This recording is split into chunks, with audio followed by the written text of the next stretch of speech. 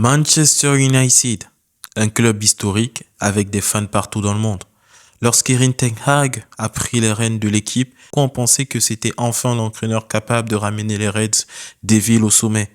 Mais aujourd'hui, les résultats ne sont pas au rendez-vous et l'avenir d'Erik ten Hag est définitivement fini avec Manchester United.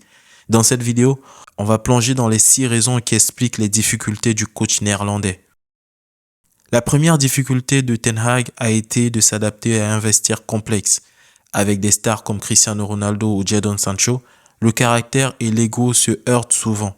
Dès ses débuts, Ten Hag a dû gérer des tensions. Et l'affaire Ronaldo a été un défi énorme. Ce genre de conflit interne fragilise le groupe et empêche l'entraîneur d'instaurer sa vision sereinement. Les blessures ont également joué un rôle crucial. Ten Hag a rarement pu compter sur un effectif complet. La défense, par exemple, a été victime et décimée avec les absences prolongées de Varane, Shaw et Martinez. Ces blessures perturbent la continuité et forcent le coach à faire des ajustements constants, ce qui affecte la cohésion et la stabilité de l'équipe.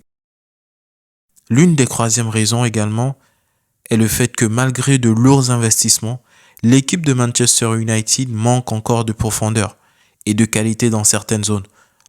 On a vu arriver des joueurs comme Anthony, Casemiro et Højlund, mais le rendement global reste insuffisant.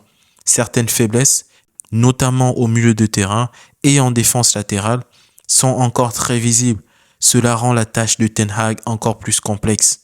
Être un entraîneur de Manchester United signifie faire face à une pression constante. Les supporters, les médias et même les légendes du club attendent des résultats immédiats.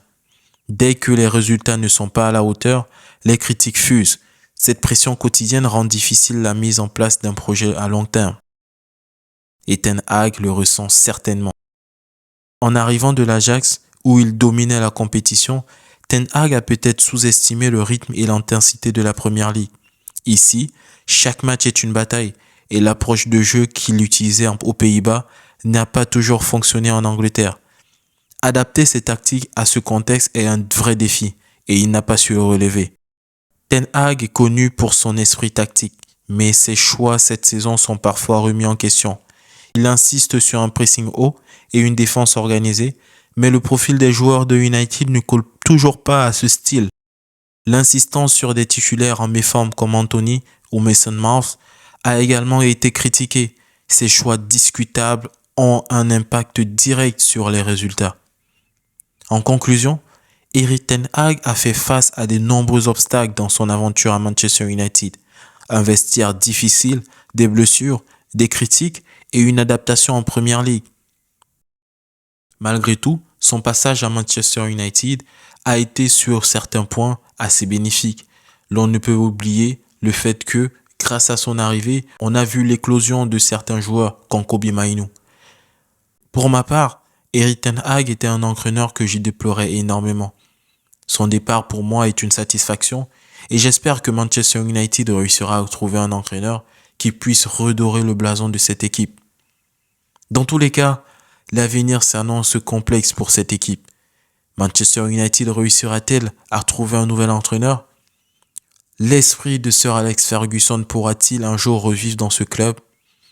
Toutes sont les interrogations que je me pose au quotidien. Dans tous les cas, l'avenir nous dira. Sur ce les amis, je vous dis merci d'avoir écouté cette vidéo. N'oubliez pas de la liker et de la partager. Sur ce, prenez soin de vous et peace la famille.